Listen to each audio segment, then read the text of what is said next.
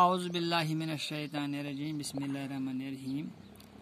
میں سید فیاض احمد آج 8ویں جماعت کی اردو کتاب کا سبق نمبر 6 جس کا نام ہے نوبل انعام کی کہانی، جو کہ صفحہ نمبر 32 پر ہے، پڑھانے جا رہا ہوں۔ الفریڈ نوبل کے والد ایک تاجر تھے۔ الفریڈ نوبل کے والد جو تھے، ان کے جو باپ تھے وہ ایک تاجر تھے، جو الفریڈ کی پیدائش کے وقت دیوالیہ ہو گئے۔ چونکہ وہ الفریڈ جو تھے، جب وہ پیدا ہو گئے، الفریڈ ان کے والد جو تھے وہ اس وقت غریب ہو گئے۔ یوں تو وہ بہت پڑھے لکھے اور ذہین تھے، اگرچہ وہ بہت پڑھے لکھے اور ذہین تھے، مگر تجارت کا کوئی تجربہ نہ ہونے کی وجہ سے رہی صحیح پونجی سے بھی ہاتھ دھو بیٹھے۔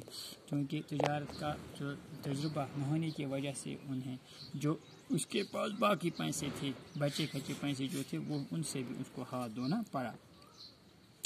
الفریڈ نوبل 9 برس کے ہوئے۔ جب الفریڈ نوبل 9 برس کے ہو گئے تو ان کے گھر والے غریبی سے تانگ آ کر، تو ان کے ماں باپ جو ہے وہ غریبی سے تانگ آ کر وطن چھوڑنے پر مجبور ہو گئے۔ انہوں نے اپنا وطن جو تھا جس میں وہ رہتے تھے اس کو چھوڑ دیا۔